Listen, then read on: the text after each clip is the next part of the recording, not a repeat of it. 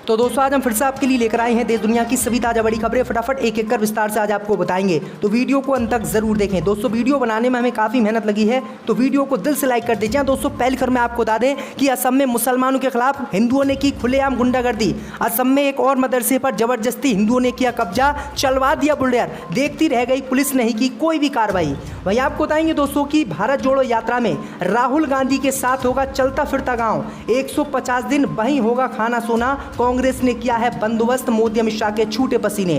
वहीं आपको बताएंगे दोस्तों कि मुसलमानों को बदनाम करने के लिए द कश्मीर फाइल फिल्म के बाद मोपला नरसंहार पर हिंदुओं ने बनाई फिल्म, लेकिन सेंसर ने नहीं दी अनुमति, कहा आप करा दोगे हिंदू मुस्लिम के दंगे। वहीं आपको बताएंगे दोस्तों कि सीएम योगी पर विवादित टिप्पणी करने वाले सपा विधायक सहजुल इस्लाम ने आरएसएस प्रचारक इंद्रेश कुमार से की मुलाकात, जल्द बीजेपी में हो सकते हैं शामिल। वहीं आपको बताएंगे दोस्तों कि मुसलमान छात्रों की ट्यूशन फीस वापसी का मामला, आम आदमी पार्टी सरकार के खिलाफ हाई कोर्ट पहुंचे कुछ लोग। वहीं आपको बताएंगे दोस्तों कि दिल्ली दंगों में उमर खालिद की जमानत याचिका का दिल्ली पुलिस ने किया विरोध, कहा इसे ना दे कोर्ट किसी भी कीमत पर जमानत। तो दोस्तों सभी खबरों को आपको एक एक कर बताने वाले हैं। वीडियो को लाइक कर चैनल को सब्सक्राइब कर दें और हमें कमेंट करके बताएं कि आपके जिले किस राज्य से हमारी खबरों को देख रहे हैं। इसी बीच पर तो दोस्तों अगली खबर की ओर, तो असम में हिंदुओं की खुलेआम गुंडागर्दी आई सामने। असम में एक और मदरसे पर हिंदुओं ने जबरदस्ती किया कब्जा, चलवा दिया बुलडोजर, नहीं की पुलिस ने कोई कार्रवाई। जब दोस्तों आपको बता दें कि आतंकी गतिविधियों को लेकर असम में हाल ही के दिनों में कई मदरसों को बीजेपी सरकार ने बुलडोजर से गिरवा दिया। मंगलवार को एक और मदरसे को असम में गिरा दिया गया है। हालांकि इस बार प्रशासन या सरकार ने नहीं, बल्कि स्थानीय हिंदुओं ने आतंकी गतिविधियों के विरोध में मदरसा और उससे सटे एक मुसलमान के मकान को ढा दिया।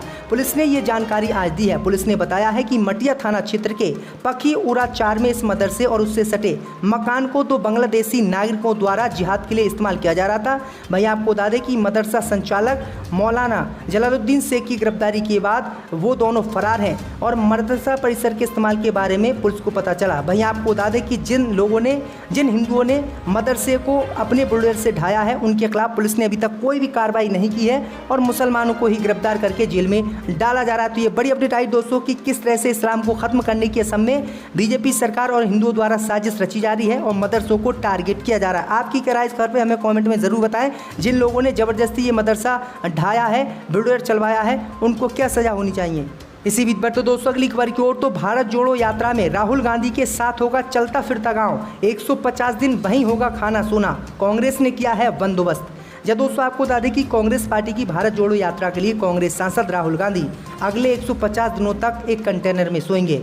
पार्टी ने साफ कर दिया है कि वह और उनके सफ़र में शामिल होने वाले नेता यात्री इस दौरान किसी महंगे और आलीशान 5 स्टार होटल में नहीं रुकेंगे। वे लोग इस दौरान बिल्कुल सरल अंदाज में इसे पूरा करेंगे। कांग्रेस के पूर्व चीफ जिस कंटेनर में सोएंगे उसमें रुकने के लायक बंदोबस्त किया गया है। मसलन अंदर सोने के लिए बेड है, जबकि टॉयलेट का इंतजाम भी किया गया है। चूँकि यात्रा के दौरान अलग अलग हिस्सों में जाना पड़ेगा, ऐसे में कुछ कंटेनर में एसी भी फिट की गई है। ऐसे लगभग 50 से ज़्यादा कंटेनर तैयार किए गए हैं जो इस यात्रा के हिसाब से गंतव्यों तक पहुंचाएंगे और हर दिन यात्रा के निपटने पर यात्री उन्हीं में आराम करेंगे। सूत्रों के हवाले से समाचार एजेंसी ANI ने बताया है कि ऐसे लगभग 60 कंटेनर तैयार किए गए हैं।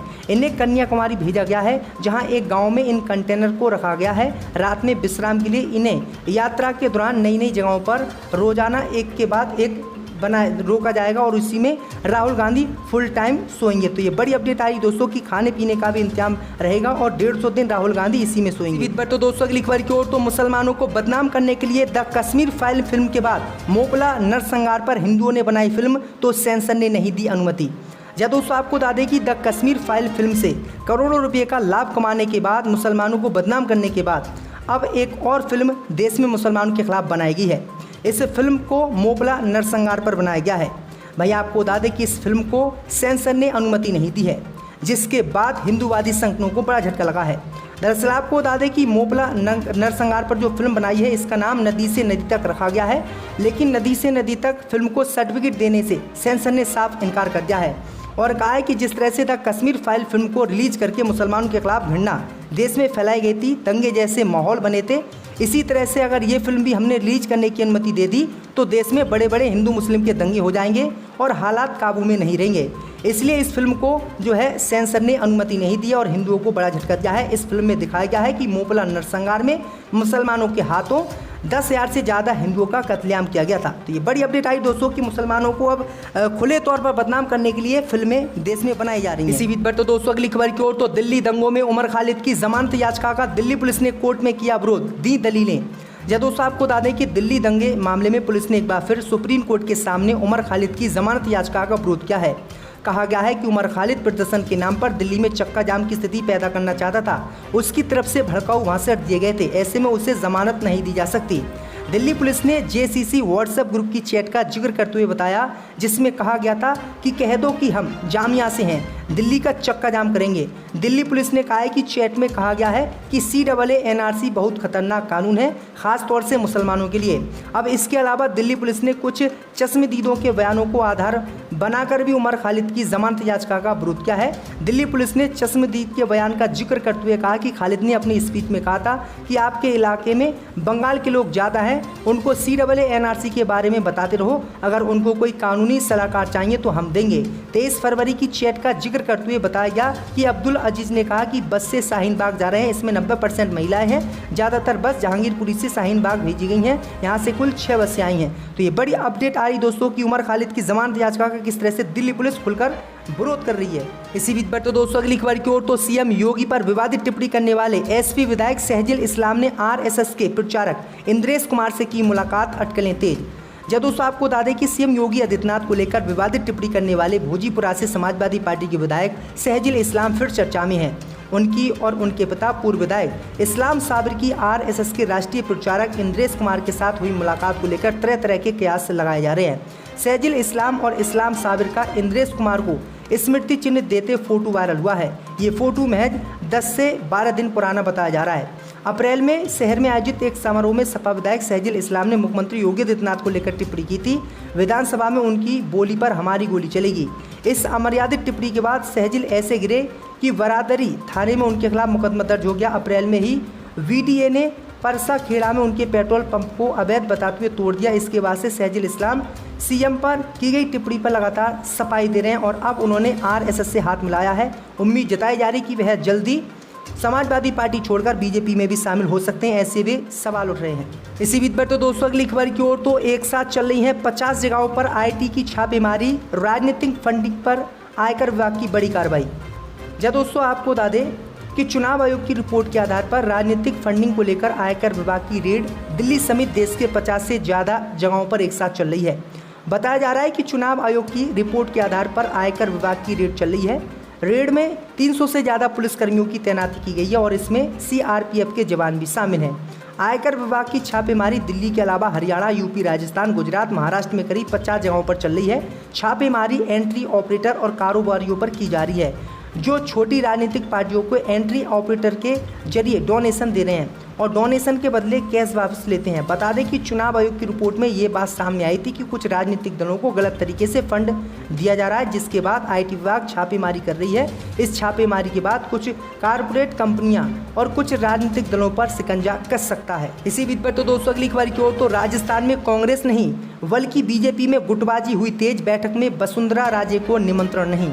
दोस्तों आपको बता दें कि भारतीय जनता पार्टी जोधपुर में OBC मोर्चा की राष्ट्रीय कार्यकारिणी की बैठक कर बूथ कार्य मरवाड़ में पार्टी अपनी जमीन मजबूत करने की कोशिश कर रही है, लेकिन प्रदेश BJP में CM फेस की वजह से गुटबाजी खत्म नहीं हो रही है। पार्टी ने इस बैठक में CM चेहरे की प्रबल दावेदार पूर्व मुख्यमंत्री वसुंधरा राजे को नहीं बुलाया।